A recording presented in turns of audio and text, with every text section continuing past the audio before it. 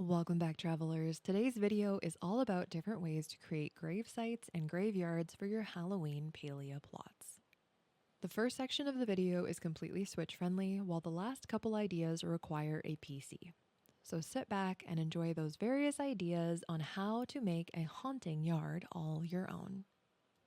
The first thing to remember is that anything you repeat enough is going to look like a gravesite. Simply laying down square stones with flowers on them will eventually look like a graveyard, so you don't have to get too creative with it if you don't want to. Let's start off with my personal favorite, and what I'm calling the rustic grave. Credit for the cross goes to player L. May, who I happened to run into on my server as we were both working on graveyards. I forgot to ask how they made the cross work, but I did sort it out on my own in the end. First, use the Spring Fever wood edging to create a rectangle the size you'd like. Then place as many leaf piles as looks good to you, I personally used 3, in the center of the rectangle. The difficult part is definitely the cross, but once you get the hang of it, it's really not too bad.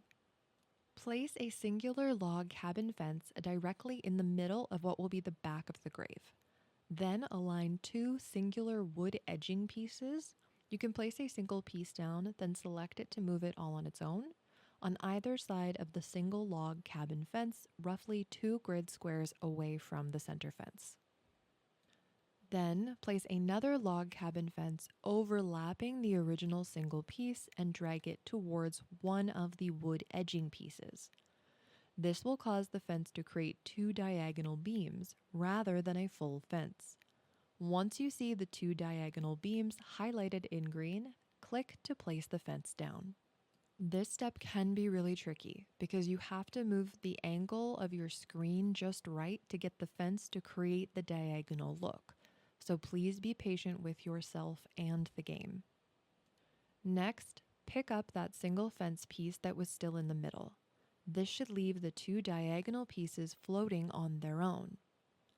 Next, go to place another log cabin fence in the same spot as the original single fence pole, and drag it towards the other single wood edging piece until you get the same diagonal floating beams as you did on the opposite side. Once you see these 2 beams, click to place the fence. You should now have what looks like a wooden cross sitting tall at the head of your grave. If you're having trouble, it might be because your wood edging pieces are not in line with the fence piece, so try moving them around until they're lined up correctly. From here, you can pick up the singular wood edging pieces as they are no longer needed, and you can move your grave around until you like the look of it. You can see here I moved my leaf piles back a little to better align with the bottom of the cross to help hide the bottom 2 diagonal beams of the fence. Next is the same idea, but with using the Spring Fever rock edging as the surrounding markers for the grave. This has an older grave feeling rather than the fresh grave feeling of the prior option. You can use anything as the grave marker or completely ignore adding this, but I really like the look of the square concrete paver. If you want an added elegance, I chose the Emberborn table lamp to mark this grave, but flowers would look great too. Next is the simplest option, and goes back to what I was saying about anything looking like a graveyard if there's enough of the same item in a row. All I've done here is place the same square concrete paver over and over in horizontal lines, and then embellish them with various flower pots. You can also use the square concrete pavers to create a longer tomb-style grave, and in this example, I've placed a bellflower flower planter at the head of the pavers. Another option for a more elegant graveyard would be to place a bellflower flower planter or bellflower shrub planters at the head of individual concrete pavers, maybe even mix and match. Now, these little lifted stone gravesites are really cute in my opinion, but I'm mostly showcasing this to teach you how to sync a builder's small stone crate when attached to another one without needing to be on a PC. You'll need the base setup, which includes a builder's wall, any rotatable shelf attached to the wall, another builder's wall on said rotatable shelf, and then a builder's floor attached to the second builder's wall. Once you have this main base set up, you're going to place 1 or 2 small stone crates on the floor. Make sure the stone crate sticks off the floor just a little. Then go and rotate the shelf until it is upside down from where you started. Now you can place 2 more stone crates on the existing ones. Make sure you turn off your placement grid, otherwise it'll give you a fight. Place the new stone crate slightly elevated in comparison to the original stone crates, creating a sort of upward staircase.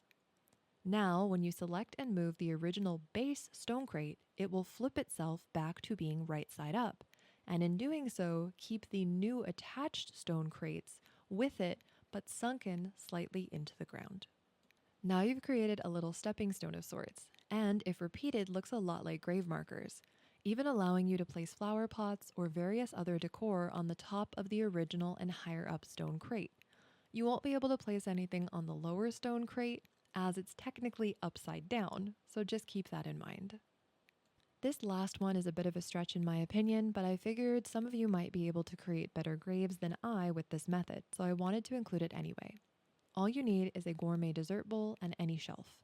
Place the shelf you want to use on your house, inside or out. Then place a gourmet dessert bowl on the shelf. Next, highlight the dessert bowl and use Alt Select to move the shelf with the bowl, allowing it to now be placed anywhere on the ground. You can see the iCards above for more details on this particular trick. We're now moving on to the not switch-friendly options.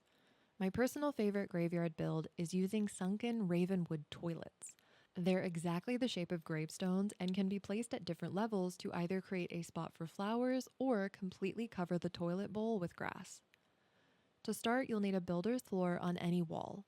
Then you'll need a stone builder's floor. First, take note of what number slot the toilet is in your inventory. Place the stone floor on the floor attached to the wall. Then select and move the stone floor onto the ground, but do not place it. At this time, select the number key associated to the toilet in your inventory. This will bring it out into your hand. Use your alternative placement key, mine is set to V, to place the toilet on top of the stone floor. Now, when you move the stone floor, the toilet will sink into the ground. You may need to play around with the height of the floor that's attached to the wall to get it just right, as well as the distance that you move the stone floor away from the floor attached to the wall, as this determines how far away the toilet will be from the stone floor in the end result. You can then repeat these steps to add more toilets to the same stone floor, allowing your entire graveyard to be attached to a single anchor point. You can see I've used my stone floor anchor as part of my surrounding decor for my graves. The other option for this method is using a builder's crate, if you'd like to have a different option for your anchor point.